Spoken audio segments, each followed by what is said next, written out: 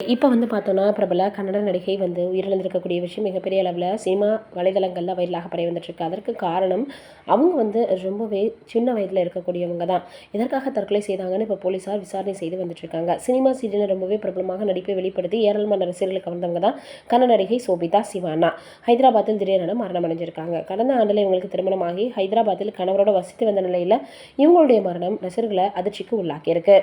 மற்ற மொழி சீரியல்கள் நடித்து வந்த நிலையில் இவங்களுடைய இந்த மாதிரியான மரணமாகி இருக்கக்கூடிய விஷயம் மிகப்பெரிய அளவில் பார்த்திங்கன்னா எல்லோருக்குமே வேதனை கொடுத்துருக்கு.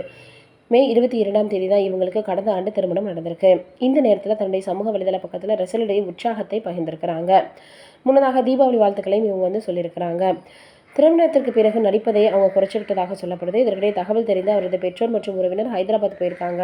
சோபிதாவின் உடல் பிரேத பரிசோதனைக்கு பிறகு பெங்களூரில் இருந்து அவரது பெற்றோர் வீட்டிற்கு கொண்டு வரப்பட உள்ளதாக சொல்லப்படுது. நடிப்பதில் மிகுந்த ஆர்வம் கொண்ட சோபிதா தனக்கு கிடைத்த அடுத்தடுத்த வாய்ப்புகளை சிறப்பாக பயன்படுத்தியிருக்காங்க. பெங்களூரில் இருந்தபடி அடுத்தடுத்த சீரியல்களையும் நடித்து வந்திருக்கிறாங்க. 12க்கும் மேற்பட்ட சீரியல்களில் இவங்க நடிச்சிருக்கிறாங்க. ஆனால் எதற்காக இவங்க இப்படி செஞ்சுருக்காங்க அப்படின்றது மிகப்பெரிய அளவில் எல்லோருக்குமே பார்த்தீங்கன்னா வேதனையை கொடுத்துருக்கு. சோபிதாவினுடைய ஆன்மா சாந்தியரை கடவுளை வேண்டிக்கலாம். இது ஒரு புறம் இருக்கு. இசைவாணி அவர்கள் பார்த்தோன்னா இப்போ சபரிமலை போகிறாங்க அப்படின்ற மாதிரியான செய்திகள் வெளியாகி இருக்குது.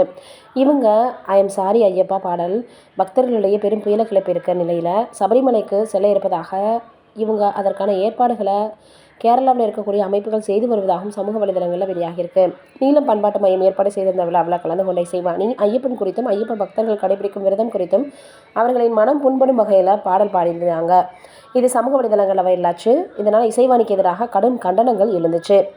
மேலும் இசைவாணி மற்றும் இயக்குனர் ப. ரஞ்சித் மீது கோவை மேம்பாட்டு நிலையத்தில் பார்த்தோன்னா இவங்களுக்கு காவல் நிலையத்தில் புகார் அளிக்கப்பட்டிருக்கு.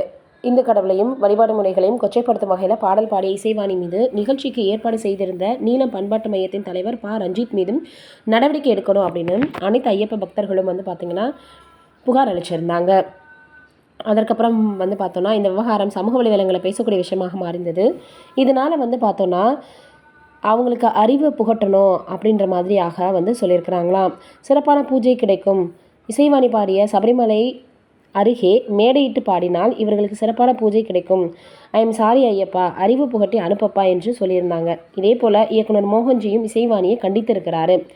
இசைவாணி பாடிய பாடலை பார்த்தோன்னா மிகப்பெரிய அளவில் சர்ச்சையாக எல்லோருமே பேசி வந்துட்டுருக்காங்க. கடும் அதிருப்தியில் கேரள மக்கள் இருந்தாங்க. இப்போ இவங்க பார்த்தோன்னா இசைவாணி அவர்கள் கேரளா வரட்டும், அவருக்கு சரியான பாடத்தை நாங்கள் புகட்டுகிறோம் அப்படின்னு சமூக வலைதளங்களில் பேசிட்டு வந்துட்டுருக்காங்க. என்ன நடக்க போகுதுன்னு தெரியல, பொறுத்து பார்ப்போம்.